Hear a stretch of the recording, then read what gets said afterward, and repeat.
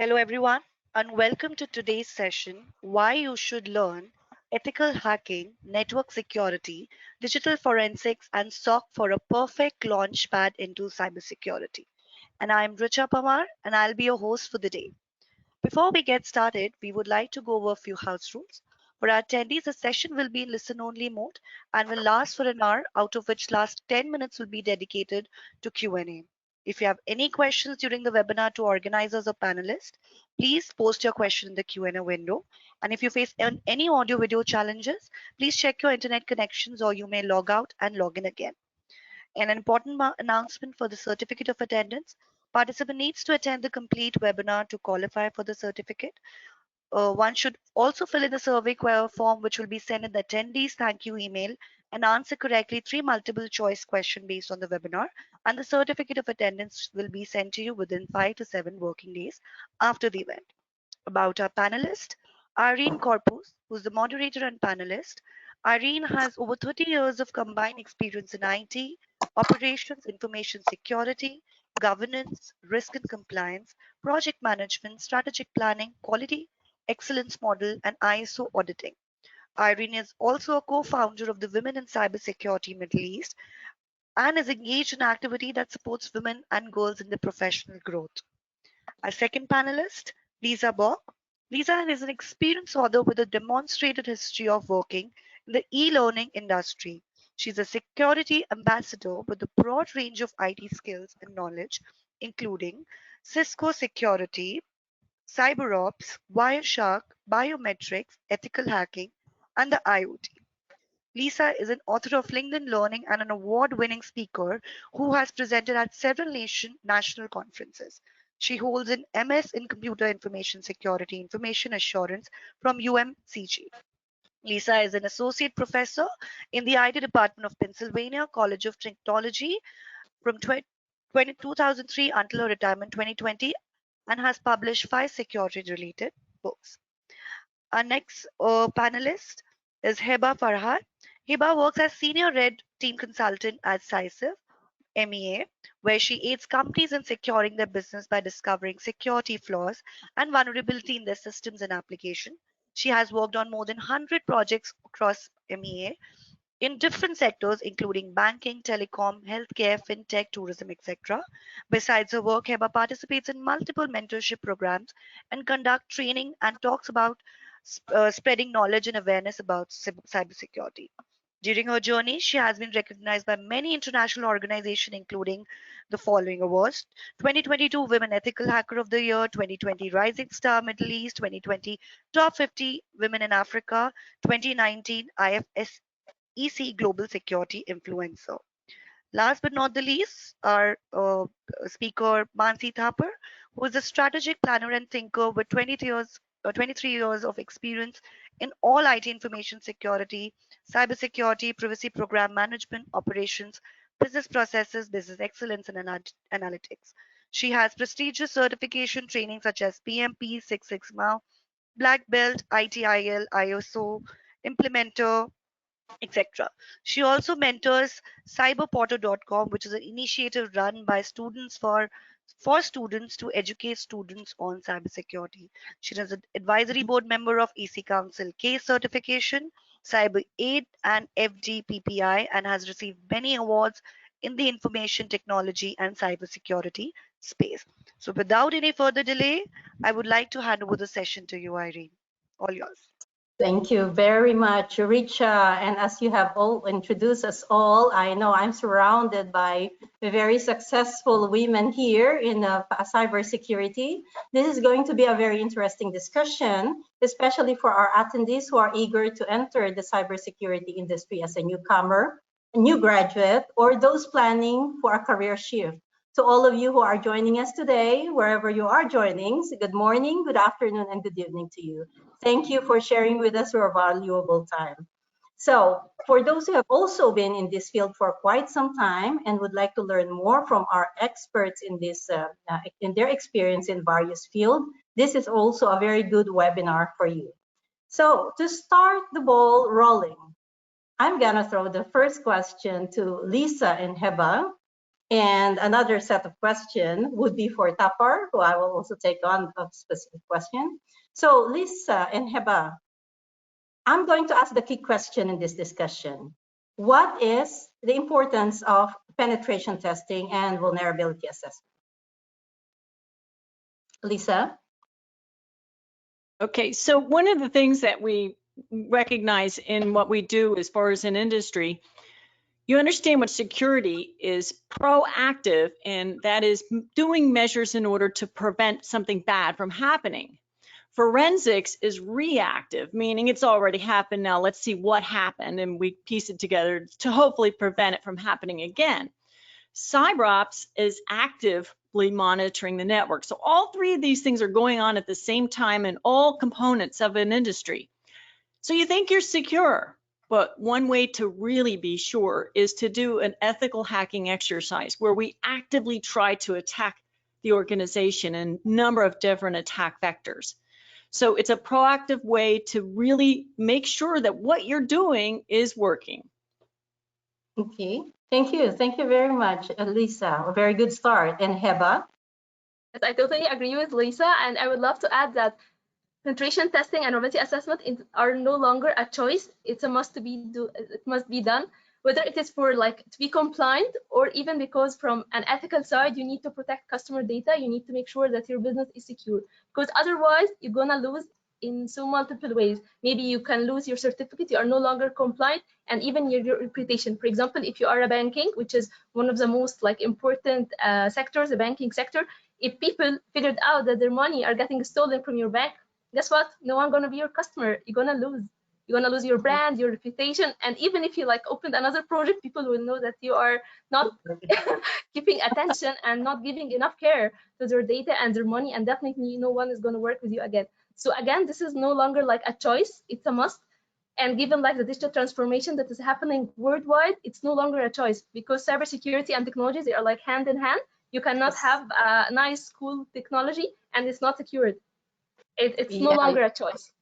you're right. It's not a nice to have. It's a must Yeah, have. no And more. talking about the regulations that you mentioned, there are different regulations that cover that. For example, in the banking or card industry, right? The PCI DSS. There are clauses there that require the pen testing. The HIPAA as well, the Health Industry Portability Act. And there's also a clause on that. ISO 27000, the risk management part of it. So, Mansi, if I may ask you, how often should pen testing be done in an organization? Yeah, thank you, Irene. I think Lisa and Hiba really gave us very good perspectives what pen testing is. And yes, see, I can speak on if you look at manufacturing setups, I think at least twice a year is something which I really look at that a VAPT exercise should happen. But yes, at the same time, if you are going, if an application is going live and it is going to be faced by public, then also I feel that you should definitely have a pen test done. Thirdly, what see we are now into, as I think Hiba said, that digital transformation is something which is really, really kicking in, right? So we are really looking at a lot of SaaS applications as well. So now when we onboard a SaaS application, what happens is that you're putting a lot of data in that third party and you're trusting them. So there also I feel that having a third party pen test done, or maybe ask for them for their reports that when was the latest pen test they have done, and it should not be more than 6 months old. That is something which I really look at for the holistic picture. And I really agree with Lisa and Hiba that pen test is something which really gives us some comfort that yes, if we wear a hat of the hacker, that how it is and whether they are able to penetrate it or not. Thank you. Yeah. Yeah, and you're talking about the cloud here when you're talking about SaaS applications, no? Mansi, we're talking about cloud as well. In fact, there is the DORA, Digital Operations Resiliency Act, which is like the GDPR. It's enacted in Europe, I think only this year. And they are, excuse me, they are mandating the pen testing of the systems for finance industry, right, Heba? For finance industry and also for the firms that are providing cloud services to them. So again, this is becoming stricter and stricter in terms of cyber resilience. So regulations here and there are coming based on different industries. May I ask Lisa, because Mansi mentioned about SaaS, okay? I wanted to ask about IaaS, PaaS, SaaS. Can you give us some brief That was a about great segue. That was great. Yeah, and Mansi, you're right. that? So when we talk about the cloud and moving towards for a lot of different reasons, first of all, understand it's a server somewhere else. It's not on your facility, but because of the vast amount of power and the elastic nature of the cloud, so many of us are moving to the cloud. So there's a couple of things that we look at as far as what we're going to use, and that infrastructure as a service is just what it says. It's infrastructure that we provide in order, like storage, computing, processing, DHCP, those needs that are necessary to just for operational needs. And it is being done now in a lot of different types of industry. A platform as a service, and if that is something where you have an international workforce and we're doing development, that provides the platform in order for us to go on and manipulate and work on our platforms together. But then, as Mansi said, the software, the SaaS, software as a service, that's providing the hosted applications, and the sheer power of that in the real-time synchronization and the actually almost real-time responsiveness of that software as a solution is what's so appealing, because of what we're looking at in the future, and certainly what we're seeing today is the Internet of Things and the responsive nature that we're hoping to achieve. With that software as a service comes the back end, where we have our feed or information, our endpoints all collecting data and talking to each other and talking to us, but then it goes to the cloud. Now, in between that, we have to understand there's edge computing that does a little bit of that and then moves it onto the cloud. So there, again, we're looking at a lot of different attack vectors and endpoints. So when, Mansi was talking about some of what we're looking at, you can't just distill it down to one topic. We're looking at a broad range of possible, compromise. So software as a service, when we think it's just in whatever cloud that we're using as a provider, but in between all of that, there's a potential for vulnerable, actions that could, we could exploit by manipulating permissions or what have you. So infrastructure, platform, and software as a service is now really almost mainstream, and we're seeing more and more of that. It is just helping us to provide functions for our customers and for our businesses, but those, again, are really important. And when we talk about, some of the laws and legislation, some of you might be thinking, well, my company isn't under any kind of regulation. Most likely it is in some way. The reach for those regulations are extending. And in some way, you should prepare for it, because if it isn't already written and you're not under compliance, it's not a matter of if, it's when. You will be under some type of compliance. And the sheer amount of data breaches that have occurred in the past decade is staggering. And people are really sick and tired of their data being compromised. So you need to take proactive steps to protect the customer data. Yeah, okay. And in terms of the protection, again, we are as pen testers, we are proactive rather than reactive. To Heba, can I ask you, you have some projects in the banking industry, and I also mentioned the DORA actually. Can you give us, if it's okay to share, a good experience on penetration testing where you found a vulnerability? And how did you communicate this? And if ever you did not find it, if the hackers found it before you did, what is the impact of this in the specific industry or in the specific organization? Very good question, and actually it is like one of my favorite. So let me start by sharing, I'll share two interesting vulnerabilities I have found in projects, and definitely I won't be sharing the customer name because this is like very confidential. I'll just share the logic of the vulnerability itself. So I'll start by sharing two. The first one, it was in the banking sector. So sometimes banks charge their customers for some services. For example, if they are doing like any like a service request, any service request, they are doing card replacement, anything like that. So sometimes banks charge their customers for that. So the vulnerability I have found is that I can do the service request without any fees. So for example, if the bank is charging the customers like 200, I can do it for free. So this vulnerability, if it's like, well, that's gonna affect the revenue stream of the bank, because I'll just do it for free. Come on, I'm the hacker at Bank X. Come to me, I'll do it for just like $1 instead of 200. It's much cheaper. So Wow. definitely the impact of that is like huge. That can affect like the whole revenue stream of the bank.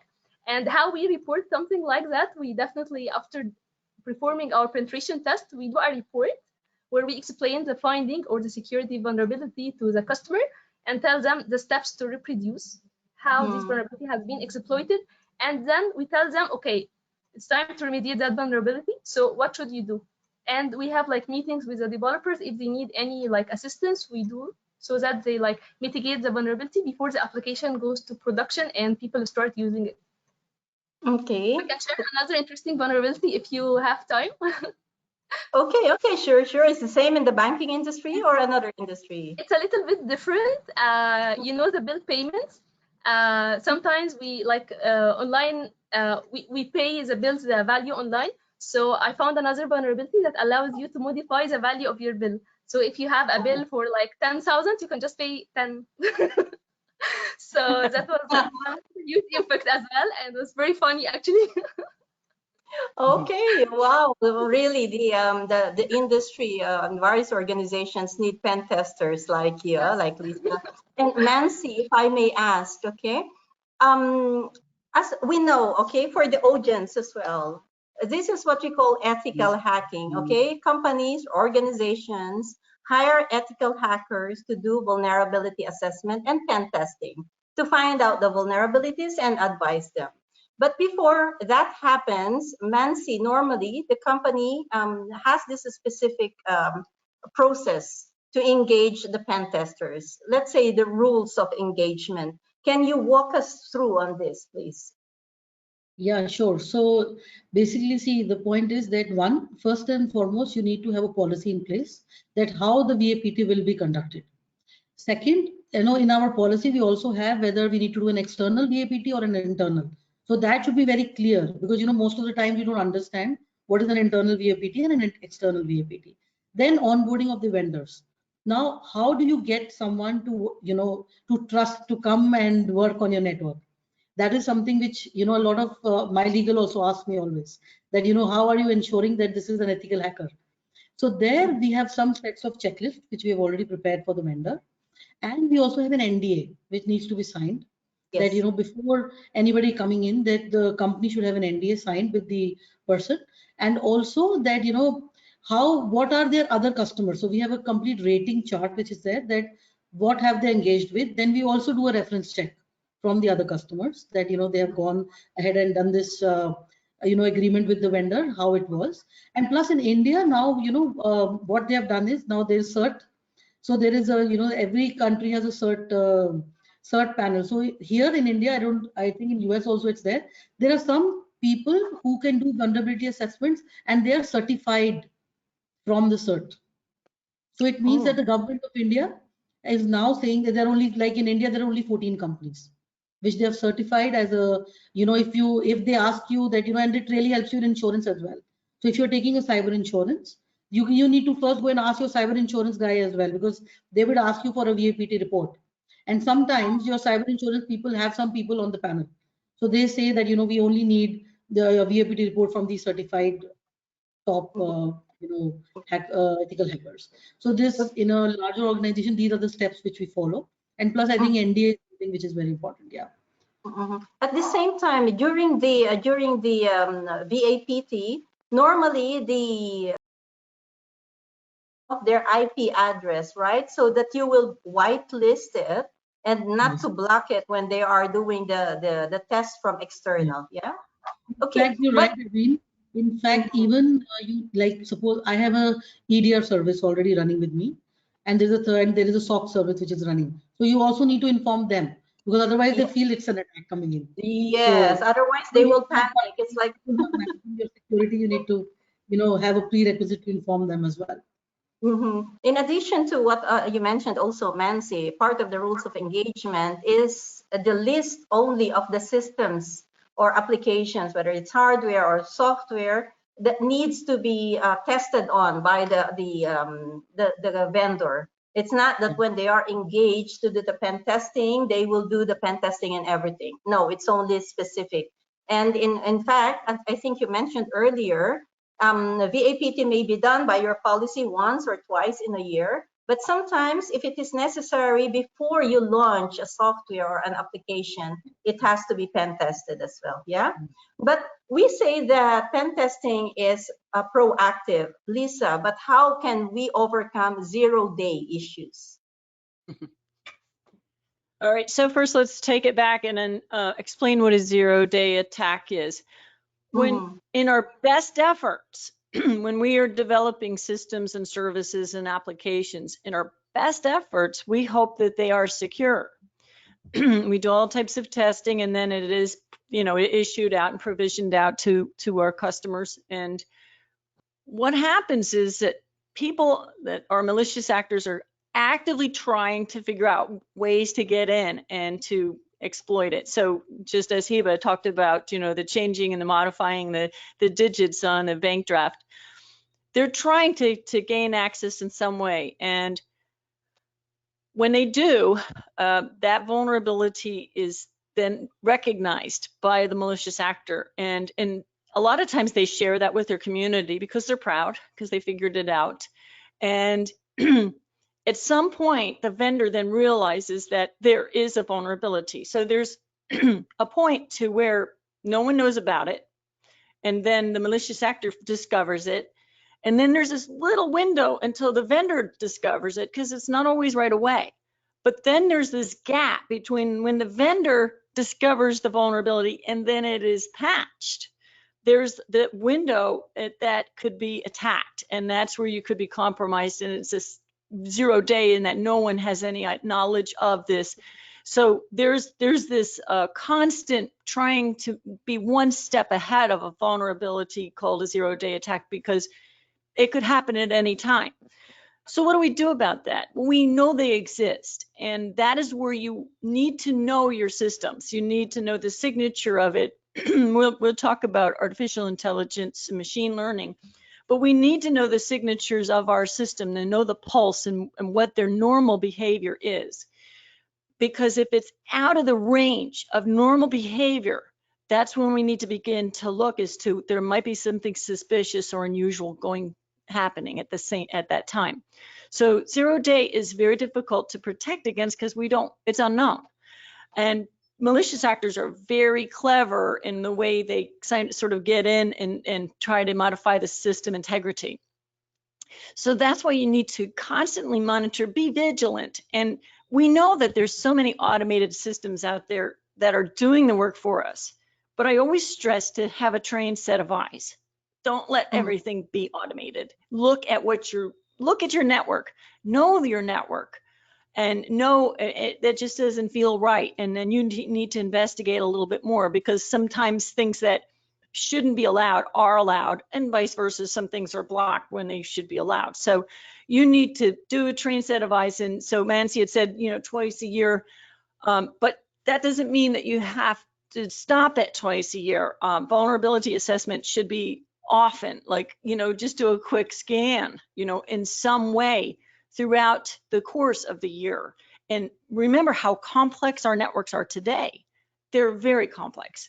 So you need, to spreadsheet it out, get somebody who's organized that can say, today we're going to, do an assessment, a vulnerability assessment on whatever. We're going to do a scan here. So it's just going to be all over. You're just testing at different parts of the organization to try to expose any weaknesses before someone can get in and launch a 0 day attack. So we know that we can't do anything about it, but vigilance is our best friend, and you need to proactively test to see if there are any weaknesses within your system. Yeah, Yeah, true. I I think agree with you. exactly. Mansi mentioned the importance of the SOC team. And Mansi, can you tell us more about the role of the SOC team when it comes to this? Because 0 days are 0 days. No one knows when they will be attacked. No one knows that they are there in the first place. So can you run us through on the importance of the SOC team here, please? Yeah, sure. So I would say what Lisa said, I'll pick up from there that, that everything can't be automated. So I think the rule which we CISOs follow is at least try to automate 70-80% of it, but 20% you need those eyes. And that is what Right. SOC is for us. Those are Yes. SOC is the eyes which really help us do a lot of, threat hunting within the network, continuous Mhm. monitoring 24 by 7 when you're sleeping. The SOC is active. So that is something which I really feel that is very, very important in today's world. And I think that, because I'm not so technical, but what I feel is that the best part about SOC is that, your entire data gets collated into one place. So you can understand and, really articulate what is your landscape, what is your threat landscape, and really, really narrow it down to closure. So that is what Mm. I feel that SOC really adds value. Secondly, what I really feel is that, if you look at SOC, so there are some compliances as well, which which we are like in India, we have like for 90 days we need to maintain our logs, and the logs should be retrievable, and also how are you monitoring it. So in the larger set of companies, so SOC really adds value there because all your logs are getting ingested in one place. Mhm. Thirdly, the threat modeling which they do, the threat hunting which they do continuously in the network, which gives you trust that things are in place. And fourthly, I agree there are lots of false alarms which come from the SOC, but it's better to look at the false alarms and then go Mhm. back to the people. So what happens is the culture gets built up for security because people also know that they are getting monitored. So at least they are also very, very vigilant about what they are doing. So because I've seen in my company, because it's being a manufacturing setup, the people are not so cyber savvy. But the moment you tell them, oh, your login is being done in US, that's what the SOC is having an alert telling me that you logged in through a device in the US. Was it you? So when they say, wow, you can track that as well. And so they get very vigilant. So the moment we send them a request earlier, they never used to reply. Now it is like everybody is proactive and asking us what the Mhm. SOC is doing, how it's working. Even the board is asking us for it. So, Great, that great. is Yeah, more Yeah. and you important. mentioned, Mansi, you mentioned about threat hunting. Lisa, Mansi, that HEBA is always a player in the CTF or capture the flag competitions, hacking competition. Okay, HEBA, can you tell us about bug bounty and CTF? That's a nice question because I see both of them as a very like effective ways to like have hands-on on penetration testing or ethical hacking in general. So let's start off with CTFs. CTF is like capture the flag competition. It's just a nice way, in a gamified way, you learn about cybersecurity. So you'll have multiple challenges in different domains of cybersecurity, forensics. You're gonna have reverse engineering. You're gonna have web penetration testing, and like all types of cybersecurity. And in every like a challenge there is like for example the web challenges, there's a vulnerability that you need to exploit to pass and get the flag, and when you get the flag you're done. And when you play you get as many flags as you can, and then maybe you are the first winner, second winner, and so on. So as you see and as you can feel, it's a gamified way to learn about cybersecurity. Definitely sometimes it's not like that realistic, but it just like it's here to teach you about the concept, to like apply that. Okay, you understand that that vulnerability it's going to be like that, but it is like 100% accurate to the real world, not always. Then what is the next step you can like have a more realistic hands on? It's a bug bounty. Bug bounty, long story short, there are multiple platforms out there that are having contracts with some companies, and some companies define a scope, like what Irene was telling us, not test everything. You should have a scope. So companies specify a certain scope where they say, okay, ethical hackers from all over the world, this is our scope. When you find a vulnerability in that scope, come and report it to us. And according to its severity, we're gonna give you a bounty, money. So if it's like a critical one, you're gonna have a huge amount of money. It's like, unless it's like low, you get a low amount of money, and so on. So it is like more realistic because now we are testing on systems on production, so they are already like realistic, not The unlike real like the world. CTFs. Yes, and actually it has a very another like positive. If you are still junior, you don't have a job. So finding bugs in like international websites and well known, not only they will give you a bounty, but also they will mention your name in their Hall of Fame. They can send you some swags. So all that will give you a very good reputation. Later on, you can get a job whether in this company or another one. So I see both ways are like essential for any junior who want to have a job in cybersecurity. It will help you a lot. You'll thank me later about that. Yeah, that's great. Very important when you said that if you do not have a job yet, try to go on bug bounty, and you'll earn a reputation by finding the bugs. I want to switch now the tone of discussion. You know that right now we are moving dramatically, significantly fast when it comes to digital transformation. I'm talking about the new type of application. Not really new, okay? The hype now, artificial intelligence. We have the metaverse. Before, blockchain was still a hype. In terms of vulnerability assessment or pen testing, my first question is, are there any VAPT tools right now that are being used to do pen testing to AI applications, to metaverse applications, or to blockchain? Maybe Hiba and Alisa can answer this. Any tools that you are aware of right now that's being used, or it is the other way around? AI can be used as a pen testing tool. Yeah, Heba. Actually, it's like if you are using as like a penetration testing tool, this is like a debatable topic. Many people are talking about whether AI will replace penetration testers in the future. So I think this is a debatable topic. Like many people write papers that it can, and some people say that it cannot. So like there will be two groups, and me personally, I'm in the group of no, it cannot replace penetration testers.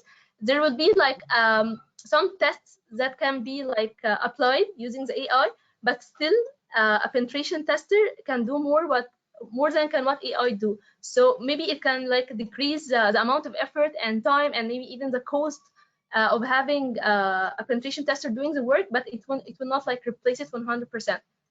This is how I see it. Lisa, can you please tell us your opinion as well? Yeah, I I tell people with AI, trust yet verify, because it's it's prone to mistakes, and it's fun to use, but like Mansi had talked about, 70 to 80%, let that run in the background.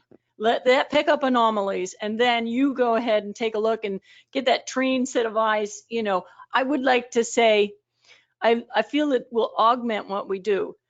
And so, to be clear, this has been around for years. We're just now seeing it in the forefront. And what's different is we're like able to talk to it, right? The Chat GPT, we're able to talk with the AI. But this will only empower us to do a better job, right? We're not going to be replaced. And so when Mansi was talking, I was thinking the importance of all of us as far as team members working together to educate all of our clients, the internal and also external customers. You talk about threat modeling. Now that is a powerful tool. First of all, for those of you working, within an organization, sitting down and doing threat modeling is a visual way to say, if the customer does this, the next thing it happens, and then modeling it through to see where possibly something could go awry. Then showing that. So that the reason I'm thinking is that Mansi would be like an interpreter, like the digital Sherpa, that help to bridge the gap between me and Hiba, because we talk a little too technical sometimes. So you help to bring it down to explain why is this important. As we can see in this threat modeling illustration, this is where we're going to have a problem if we don't breach this. And we know that organizations seemingly are bulletproof, right? We think we are because PCI DSS, and I believe if you can pass that, you can pass about everything, right? Because it's so granular, that statute and every single one. And so when we're looking at being a strong, solid organization, what now? Now we have to understand that it's not just us anymore. We're looking at the supply chain, and going back, if we take a way back machine and 10 years ago in the Target breach, and we've suffered here in the US, The Target breach occurred because although Target PCI DSS compliant, they're outsourced HVAC people that had anti-malware protection. It was Malwarebytes, the free version, right? So it wasn't using an automatic updating, and the malicious actors were able to get into their system and then drill down to the corporate office, because a lot of times you have that tethered right down to the corporate office. So when we're looking at internally, you have that solidness, you're feeling confident, but just we have to understand now we're going to extend our reach. So using AI will just help us to be a little bit more, we can move off of some of the trivial stuff, and then we can move on to, to provide a more solid front.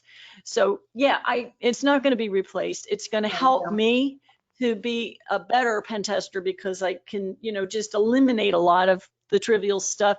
But then again, sometimes I talk to it because I'm all by myself, and you ask a question and you're like, oh, I didn't think of that, right? Because my family doesn't understand me, I don't have all of you to talk to. So, and sometimes when you're doing some testing and you're all excited because you discovered something, like, you're like, this is really cool, although terrible, but cool, because you discovered some gaping vulnerability, and you're like, we got to tell them right away, So that artificial intelligence and, being able to talk with it, interact with it, is going to strengthen us, but use it wisely, right? Don't rely on it completely. It can't be your scaffolding. It could be your partner. It could be, a co-pilot, right, as they're talking about.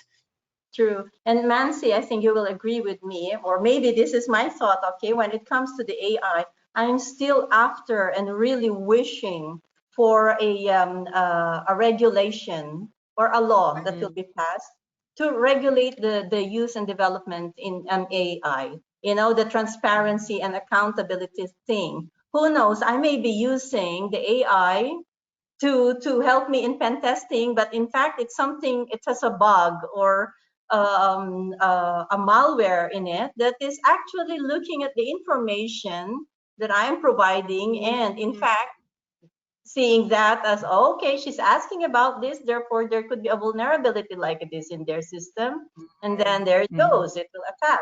So what do you think about the policy and regulation when it comes to using AI in VAPT and pen testing? I think I really resonate with what Lisa is saying, that we have to be very wise and cautious where we use AI, and there should be very clear policy definitions, with human intervention always being there to monitor what AI is doing. Like, you can, because if a manual error is there, then it'll be this magnitude, but if it's AI, the magnitude we can't even understand. Like, as you said, if they feel there's a bug, they feel virus is a good thing, and they're doing a pen test and they give it to the entire network, then what? So, so I'm a firm believer that you use AI, use ML, where, to do the mundane kind of task, where, you really have to do a lot of repetitive tasks, which doesn't have much brain, which is required in it. But yes, very, very critical tasks still should be monitored and done by a person. I'm a firm believer. Great, great. And there are a lot of things that all of us are, Lisa and Heva, you are sharing on the technical side, and Mansi, myself as well, we can relate in terms of the policy and the regulation, governance, risk and compliance, and the and this stuff. I would like to ask now, I'm sure there are a lot of participants here. Again, as I mentioned in the introduction, there may be those who are new entrants in the industry. There may be those who are trying or building their new career path in this industry. If we're going to jump in the mind of an ethical hacker, okay, first, ethical hacker, okay. Can you give them an idea on how to approach and how to break into different systems ethically, okay, ethically? Yes, we don't want to go to jail. Come on. You're not going to do a demo here, by the way, for the audience. That's all right. I already read your email, so you're all good. Okay. How do you approach, how will you break into a system ethically? Okay, that's a nice question, because actually you cannot break or hack what you don't understand. So definitely it's ethically because we don't want to go to jail. Okay, you cannot test any system or This application too. unless you have a written approval from the customer that you are authorized to do a penetration testing, and you need to be very careful when you are doing penetration testing not to bring down the system or affect its availability. This is very important. So first of all, you need to understand how the system works. That, like, for example, if you are testing a web application, you need to go back and know, okay, what's the web application? What is the components? And start from the very lower level. You need to know programming and the networking all the way up to like know every component of the web application. How does it work? And then moving forward, you need to understand what does that specific application do. For example, if it's an internet banking application, you need to understand the flow. Maybe sometimes you can get a help from the client itself. You can have a meetings with the business people and ask them, what is the flow of the application? What is the business? So that later on, when you start your test, you're not only finding security vulnerabilities like injections and things like that, which is awesome, but however, you can get business logic flows. And this is actually very, very, very interesting, where you actually abuse the business flow of the application and try to like make the application do something it's not intended to do. This is actually most of our work as hackers. And then later on, after you finish your work, you like again you tell the client, you have meetings with them, okay, you have security flows 1, 2, 3, 4, and like 10, and how you should solve them, and you help them in solving them. And after they finish, you do and repeat your test to make sure everything is not vulnerable before like they go to production. Okay, and Lisa, that's a step-by-step training already from Hiba, but high level, huh? Well, what she talked about is that terms up front. That's the first thing, is ethical hacking. All is about a relationship with your client, that they understand you were going to try to do this and you're with us. And you also got to pay attention to the laws. You might be violating a law. You need to make sure you're not violating a law in the country or wherever domain that you're testing, and let everyone know that that's part of, you know, what you might not want to do, or you can't prohibitively because of the law. So you have to watch that as well. But the terms are really have to be clearly written, stepped out.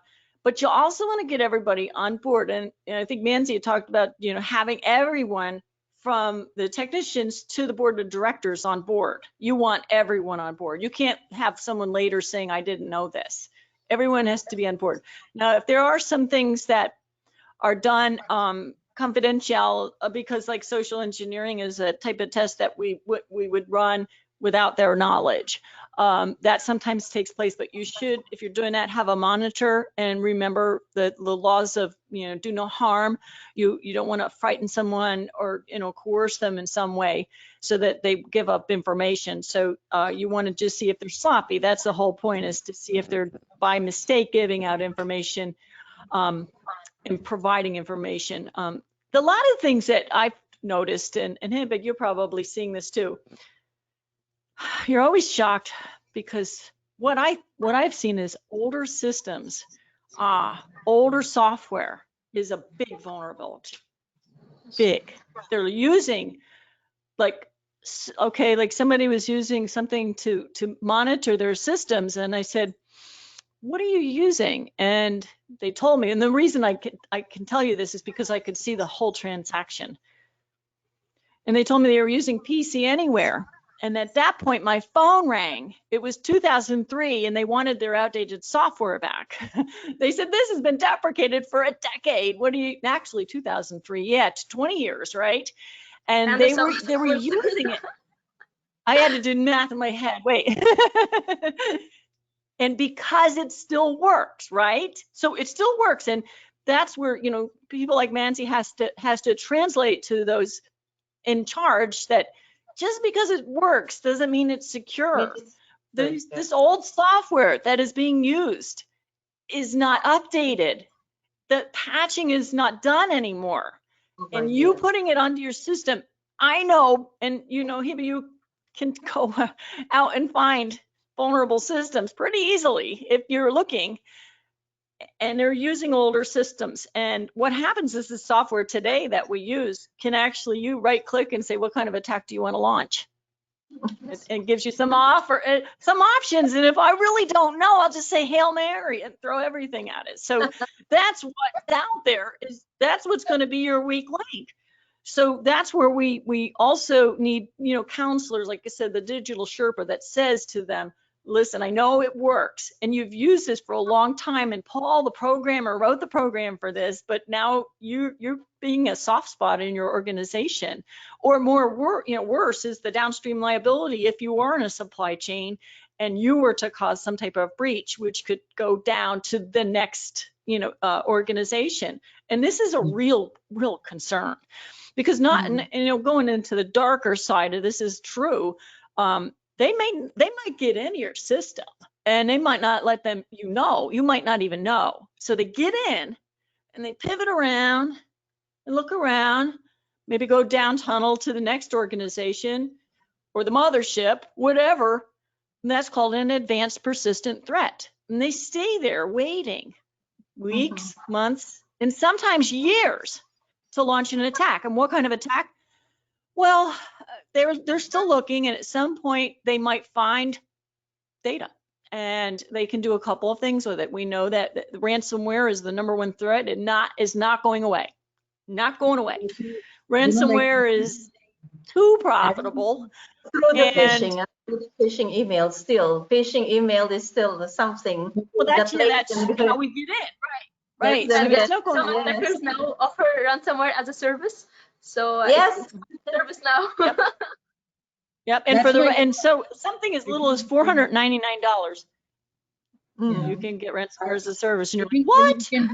Yes. And some attackers like make deals if you make a request for your company and you're inside. So if you have attackers to get in, you get like a % from the revenue.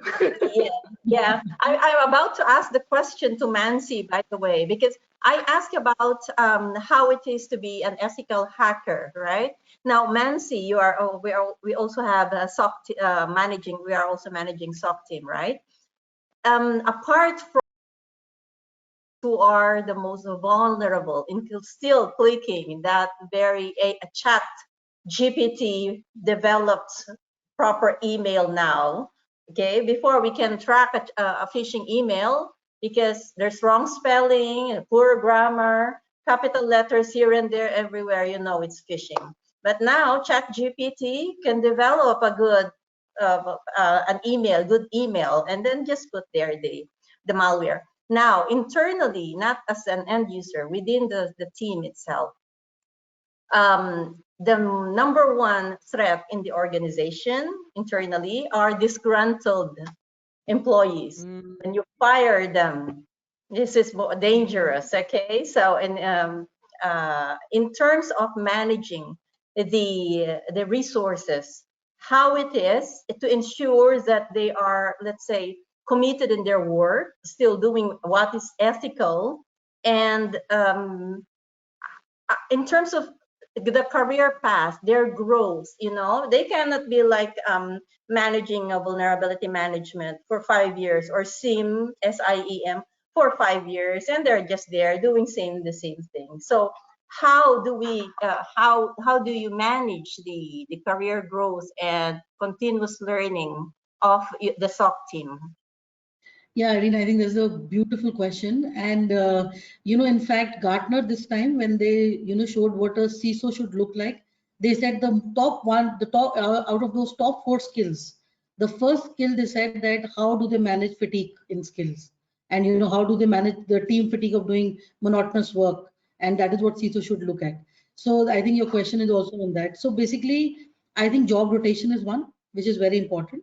Secondly, because cybersecurity is a very evolving thing, right? Every day there are new things which are coming in. So I make it a point that in my budgets, I always budgeted trainings for my team as well, so that they can upskill themselves.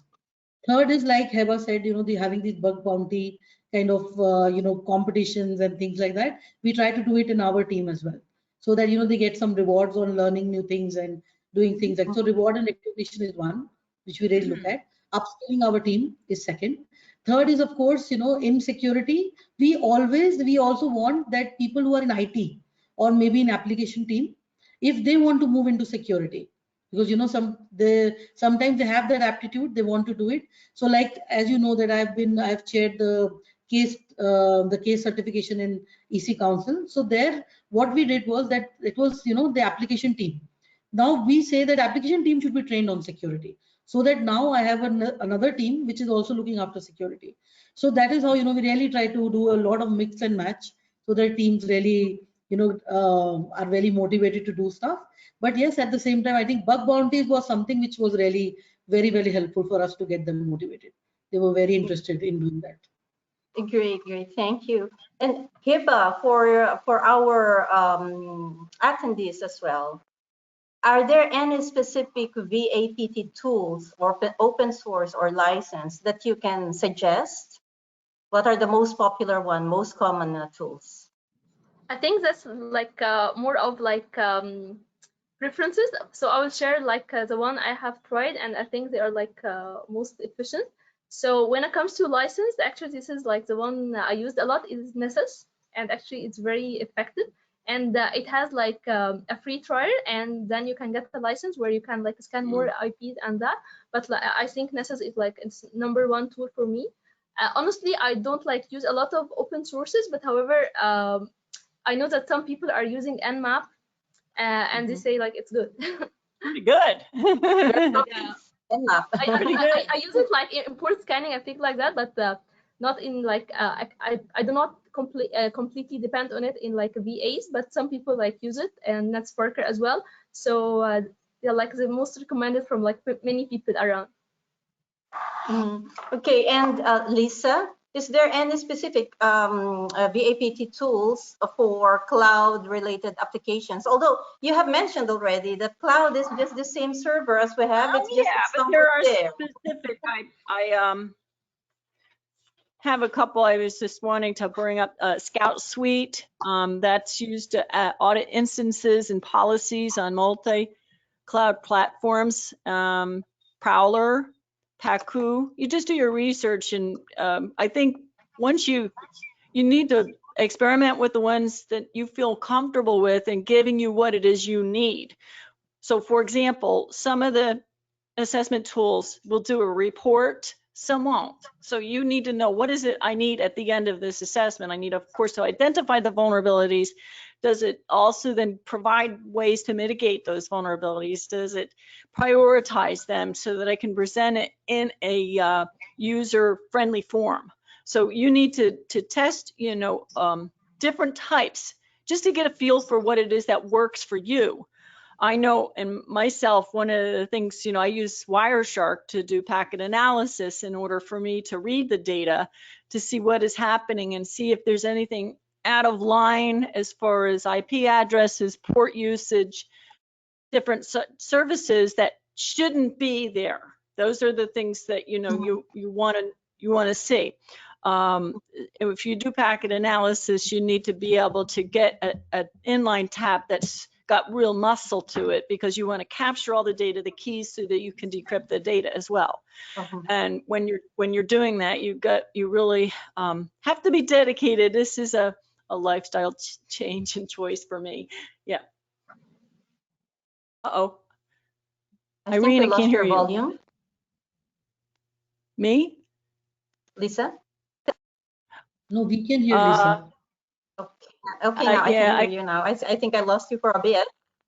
Okay. Okay. Yeah, I didn't hear Irene for a second either. So okay. That's all, yeah. That's the interwebs, right? So really, the bottom line is you need to be curious. If you're into this field, you need to be curious and go in and evaluate, different tools to see which ones are going to meet your needs, what it is your company requires. At the end of this assessment, I need the following. Sometimes not the tool isn't going to give you everything you need. You know that. So doing most of what it is that we need in order to provide a decent assessment, but you might have to do some human involvement in order. The other thing is, I would caution those of you who are doing some vulnerability assessment, don't present the client with a giant, multiple page vulnerability. That doesn't, it happens. It's like scanning is like a lot. It takes time. Takes a lot of time.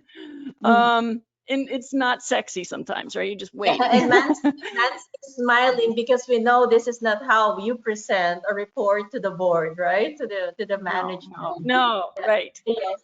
And thank you, Lisa. And Nancy, I have a question for you, please. In case of a breach, what is the stake of a service provider and the client using a shared responsibility model as a legal document? So how does it go for a shared service when there is a sort of a breach? So Irene, I would say it is still a very, very gray area for all of us. That you can look at legal documents from very big cloud providers, and the shared. So it is how much you can protect yourself. But at the end of the day, I think it is, as we say, it is a shared responsibility. Rather than putting the blame game on, it was your fault or mine. It's better to look at the cyber breach and see how we can curb it, and how we can go back to normal. That is the first thing which I think we should look at. So I'm not looking at any monetary gain from the provider. What I'm looking at is now during the breach, what kind of support you are giving me. That is, I think, which is very important from a CISO point of view. That the breach has happened. My legal contract says, okay, whether it's your fault or my fault, we'll discuss it later. Let us first have a contract in place which says that if a breach happens, you will give us a complete support 24/7. So that is one line I always put it in a contract. Second is, of course, that they give us that, okay, that the breach, where then there is a good debate happening that whether the breach happened because of them or because of us. But I think it's a very gray area. That is what I feel. You can't protect yourself completely, and you need to agree to it that it is a shared responsibility. Let them put in their best controls, let us put in our best controls, because we have to be 100 times right and hacker just once. So Yeah. that's what so that should be very clear to the management as well. That is what I always make sure, that the board is very clear about the shared responsibility model. They understand that breach can happen anywhere. The point is how resilient you are. How resilient is your provider to come up? That is what I really look at. Yes. And also you mentioned earlier actually about the cyber insurance, right? Not Yes. everything is being paid by the insurance. That's why you mentioned that before you go, or the insurance company signs up with you and you with them, they require you to have a VAPT report or maybe a SOC 2 report. And even so, in one of the discussions that I heard, there was one example of a breach in a company who has a cyber insurance. It was not easy for them to ask for a payment or compensation for this attack, because you have to have your own responsibility. It's not like you have your insurance and you will do just whatever you want to do without any implementing any security, and then here you go, after the breach you will collect your money. No, it doesn't Yeah. work that way. Yeah, So this is yeah. how it is. So Like, yeah. yeah, but And that is secure. Insurance company says you should have 100% protocols in place. Then if a breach happens, we're here to support you. Not that you don't have anything and I'm going to pay you for it. yes, yes. Okay. I think we have reached to the point of our discussion wherein we should stop at the moment, and then there will be a poll to be posted by our colleague here from AC Council, Ritika or Richa, and then we will start answering the questions from the audience. Ritika? Yes, thank you so very much to all our panelists for such an informative session, and to our attendees to share the same sentiments.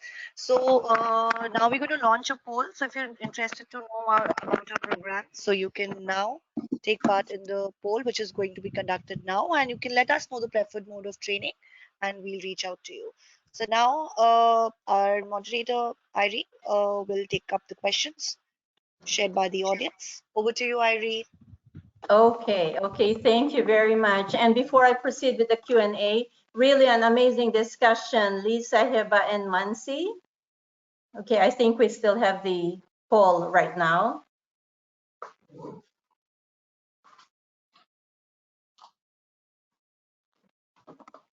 Irene, you can take up the question, so it'll be there for a Oh, minute. okay, okay. Then again, I would like to thank Lisa, Heba, and Mansi for that very interactive and engaging discussion, full of knowledge and a lot of learning from me as well and for our audience. So as we proceed, I have one question here.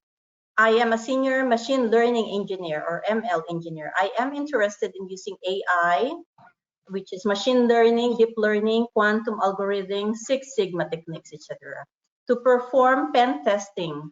How can I leverage skill sets for cybersecurity? And where can I find more information on that? What certification should I go for? So Lisa and Heba, I can give these questions to you.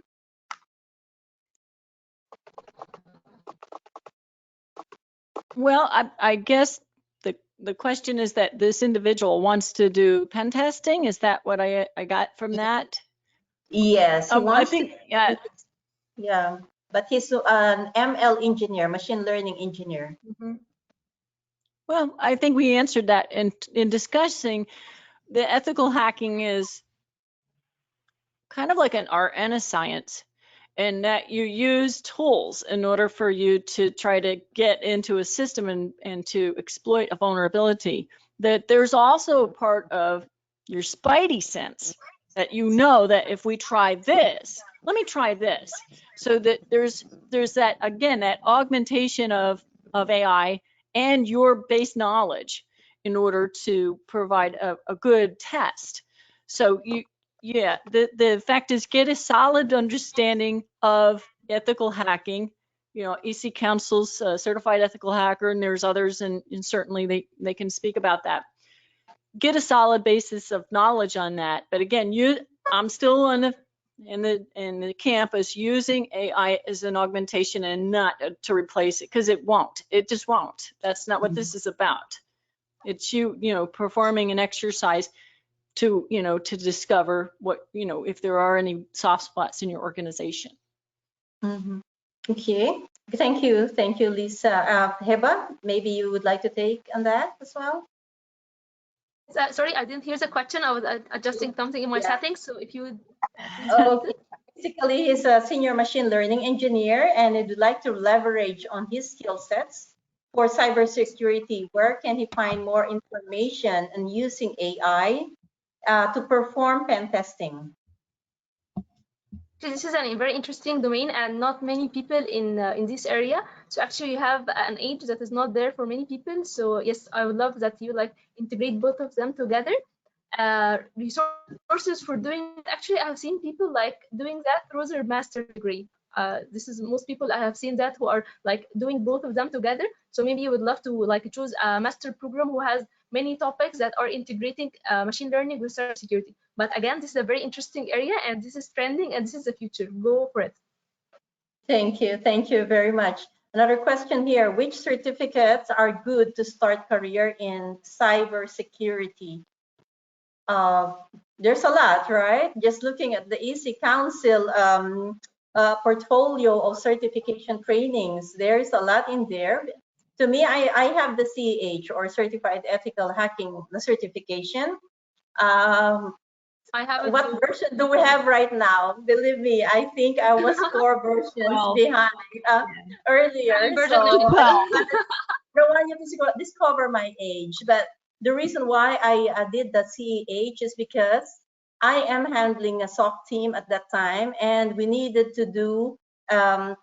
It's the first time to do a VAPT, and to me, I wear the hat of a GRC, like Mansi. I can communicate with the board, but not. I'm not very technical. Who knows what is the report of this book that the pen testers are showing me? So it is very good training for me to understand what the ethical hackers are doing, how to read their reports, and how to do that, convert that report into business language. Okay, so Yes, it doesn't mean that's that I did. that's important. Yeah. So for me, I did the CH, not as an entry career, but for me to understand what the pen testers are doing and how can I convert their language, their technical language to business language. Irene, I'll add to that. Basically, I think if you want to start a career in cyber, I think first we should know which part of cyber you are interested in, you know. Like if you want to go go towards the risk and compliance side, or you want to go through the technical, ethical hacking side, and then maybe develop your skills around it. I think that is also a way of, taking cyber as a career.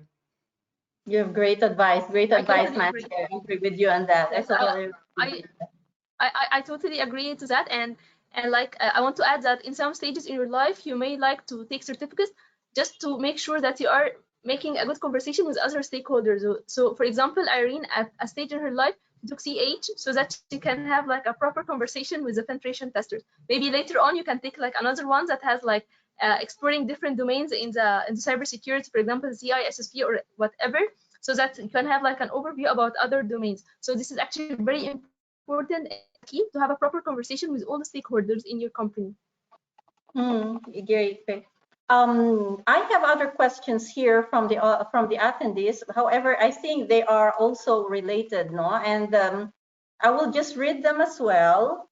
But I believe these have also been addressed or answered in our previous earlier discussion. I'm new in technology and interested in cybersecurity. I just completed high school, so very young. Nice. Any guidelines on maybe courses to take or programs which are free? If I may answer on this, whoever asked the question, there are a lot of free resources already. Even if it is, there's a lot of knowledgeable individuals and experts who are willing to share their knowledge, even with demonstration. Find them in YouTube. They are influencers. They are doing a lot of trainings in there. It's for free. So for that someone who asked this question, you can learn a lot. And just make sure that you have your proper device or machine with you, a powerful one, like a gaming one. Yes. I would love Yes. to also, yes, I can add with Irene also that take your time to like learn the fundamentals. There's no shortcut in cybersecurity if you really want to be a very talented, whatever, ethical hacker or consultant or whatever. There are no shortcuts. Take your time to learn about the fundamentals. So if you're interested in like doing the technical part, you may want to spend some time learning about database, operating system, networks, programming, all that. Take your time in learning them properly and then move forward to like maybe a certificate like CEH or its equivalent, whatever. Learn about like an overview about multiple domains in the cybersecurity, and then later on you can, like Manti was saying, get specified in specific areas in cybersecurity. But I would see like the CEH is like a very like a fundamental certificate where you learn about multiple domains in the cybersecurity. This is like a must-have one for me. Okay, okay, great. Thank you, Heba. Mansi, I think this question is for you. As a client having pen testing for the first time, which type is better to be conducted? White, gray, or black box? Yeah, that's a good one. I think black box is something which is better that to an external thing, because you come to know at least what the hacker view of things from outside. What do you think, Lisa? I think that I is a better think way to do white it. boxes is good as well too, though, because when you have white and clear box, you can actually see everything and see vulnerabilities within the code. So it's sort of like a little bit of each, on the buffet. So to try each of those, but if you're really looking at down deep code vulnerabilities, you need clear box so you can see. But you'll also need someone that knows the code. So that's the other part of it, is you need the talent behind it.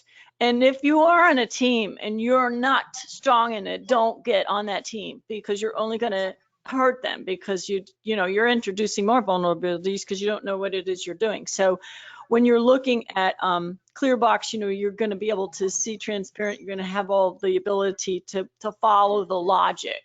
So, but that, like Mency said, going to the black box is to be able to, when we have totally not any ability, what can I use if I'm on the outside trying to gain access? So that's as important too. And gray, of course, is the middle, where you have a little bit of both. So when you're having your initial discussion with a client, you need to talk to them.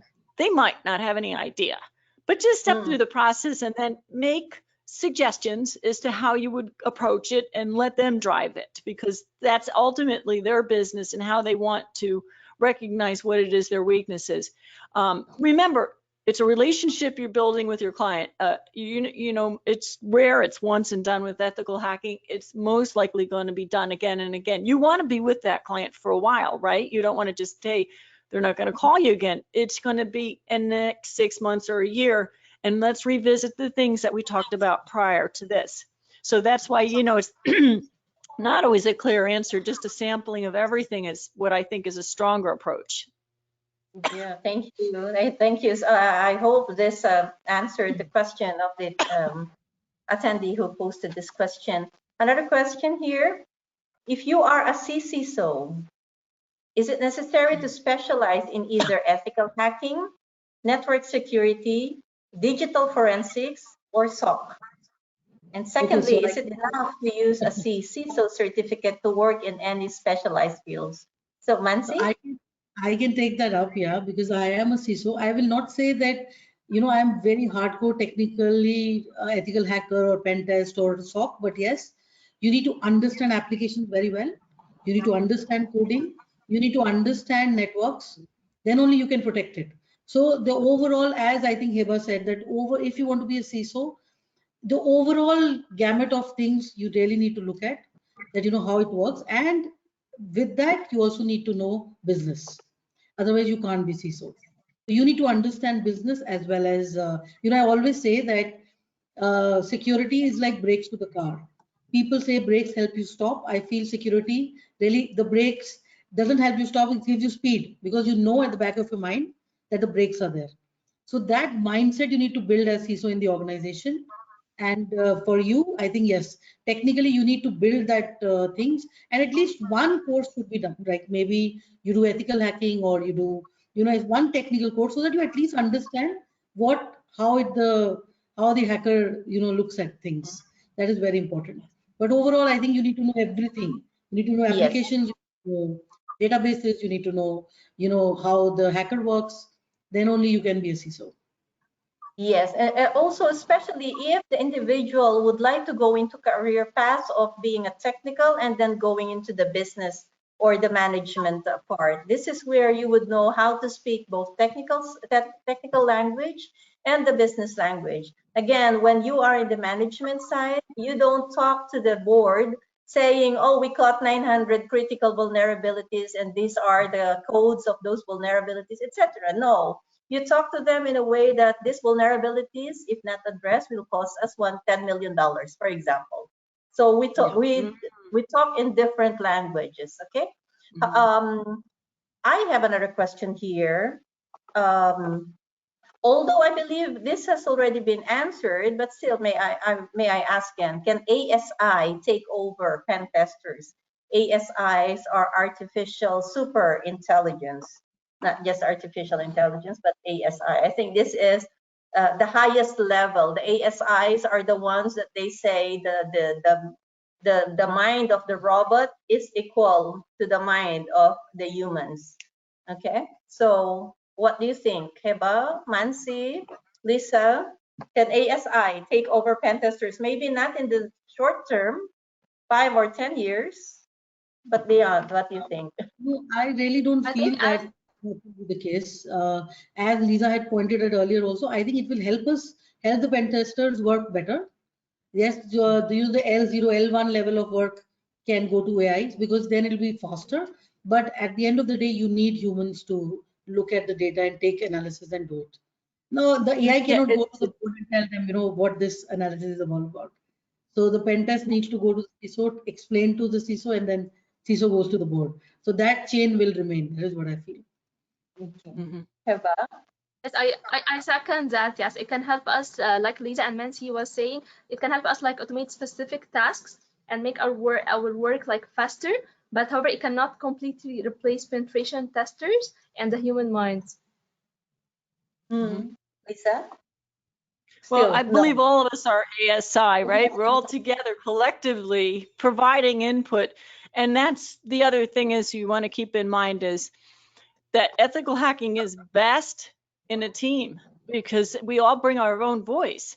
I like to suggest when the client sees what they're vulnerable in is a job pairing, meaning I put a network specialist with a programmer to see what it is they're doing, to sit with them, to sit with someone who's in administration, to show me your day, just even a part of your day. Are they introducing vulnerabilities or sloppy behavior?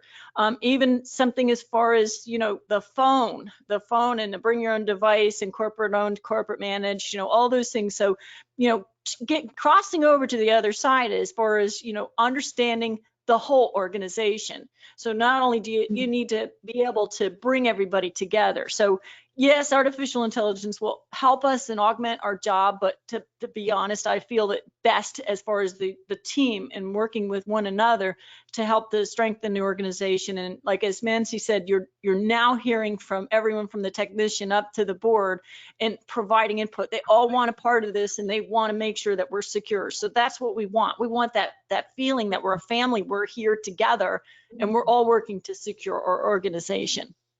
So the AI, the ASIs will be part of our family in the near future.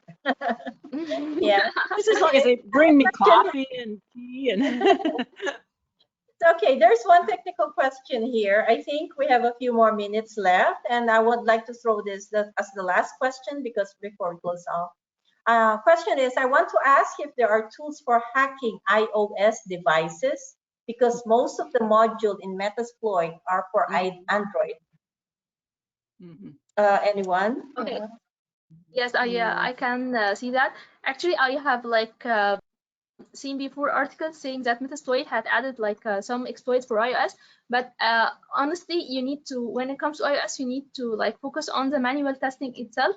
So you may start by checking the APIs itself and see the vulnerabilities in them, and then later on you first need to check the security controls of the iOS. Is there real is it break detection? Is there SSL pinning? And then later on you continue with the client-side controls and then go further with the APIs. I think these are the key areas you need to focus on when you're doing iOS penetration testing, rather than just going for the automatic tools that are doing exploitation. Okay. So you need to understand how iOS works. So, and it is secure because it's built into the hardware. So my feeling on devices is I'm not a fan of bring your own device. I just don't trust people will do the right thing. I like corporate owned, corporate compliant because I can, push out apps. I can snap them off because those apps, people just get them because they're fun, right? But what are they introducing into the organization? The ability to leak data. So when you're looking at testing your mobile devices, understand what it is you're working with as far as, is it a wide open field, like bring your own device and now we're just making sure they're secure?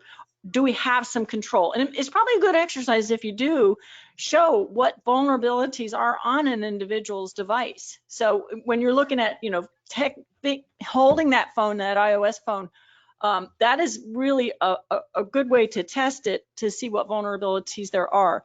But the tools, it's not, the Androids, there's a lot more tools for Androids than there are iOS.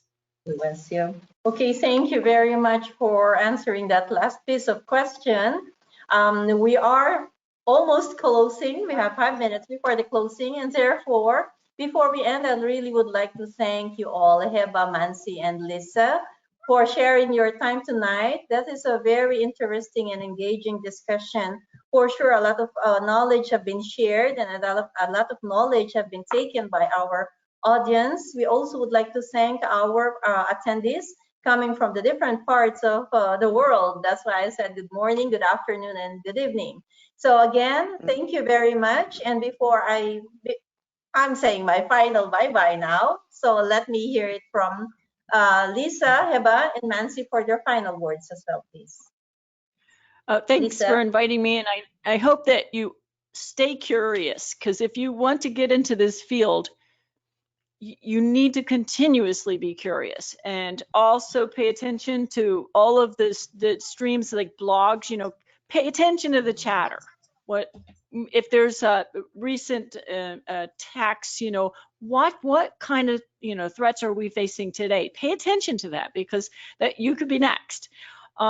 When we said, Heba, make sure you learn the fundamentals, gain and hands-on experience in some way using the tools that are available online and the different things, hack the box, different things. Certifications, you could go for those as well. They help demonstrate your knowledge and skills. But if you can't afford to, right, because they are expensive, get the certification objectives and go through them one by one. And do you understand each of those objectives? That's one of the things you can do until you can go somewhere, maybe a organization will sponsor you to get the certifications. But if you can't take a certification, go through and look at each of those objectives. And do you understand each of those objectives? Take and develop a portfolio. If you do bug bounty, make sure you document a living resume as to what you've done. And then also get out and network and talk to others, even on LinkedIn, where you can get out and talk to other cybersecurity professionals and to get their input and to get their confidence in sharing information. And then look for jobs, what it is you want to do. What's great about this field is you can do anything you want today.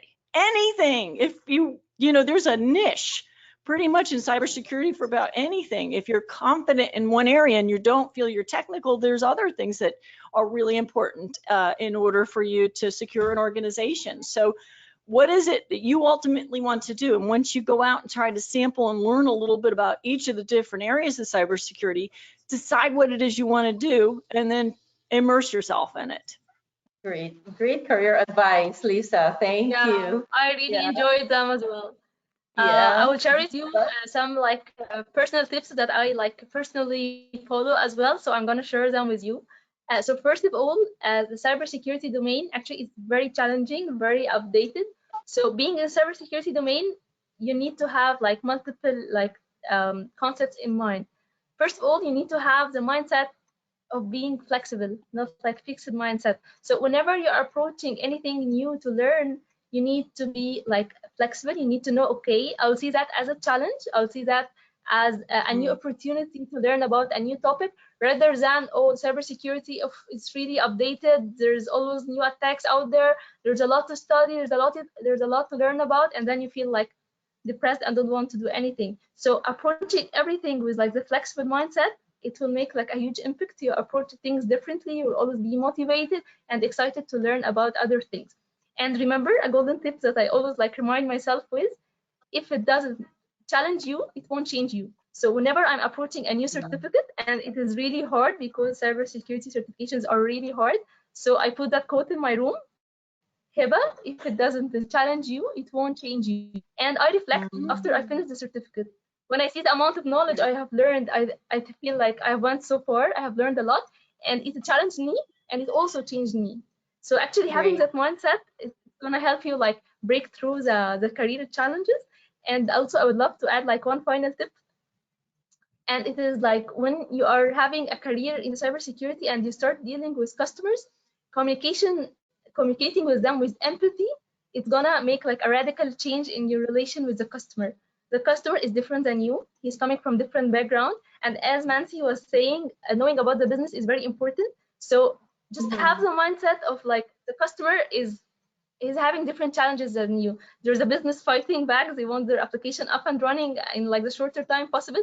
And you are the technical guy. You don't want to publish the application because it's damn and vulnerable. So having the balance in the conversation, that's going to make a huge impact. So always communicate with your client with empathy. You're going to be a very loved consultant from the client, and going to make you their favorite person. Yeah, so it's just the doctors, no? The doctors will not simply go into your room and say, oh, you have a cancer. Okay, so you will not go into your client and say, oh, you have $1 million vulnerability here. Okay, so Nancy. Yeah, so I'll just, I will not repeat what both the girls said. I think that was amazingly how they put it. I would just say that cybersecurity, as Heba said, it's a vast field and there is a skill gap. So there's a lot of money there. So, let's get the ball rolling and, learn what you love and try to really excel in your career. All the best to you. Thank you, Nancy. So there's a lot of money there, but please don't do unethical hacking, okay? Otherwise, invite us to visit you in the jail. Okay, thank you very much. Good evening to all of you coming from Abu Dhabi. Good morning and good afternoon to the others. handing over to you, Richa.